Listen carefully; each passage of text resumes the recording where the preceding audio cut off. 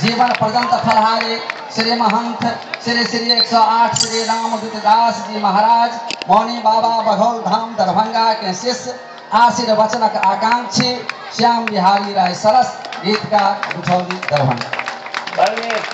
हम आग्रह करबन मौनी बाबा से अपने हाथे सरकार के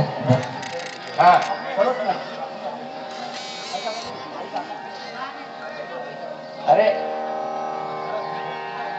नहीं इनको यहाँ ना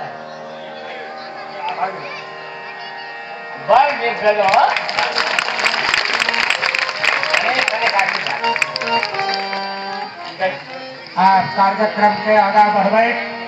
जगत गुरु जी के शिक्षा शिष्य श्री गुणानंद झा गढ़हार गांव निवासी 2 मिनट में गुरु जी के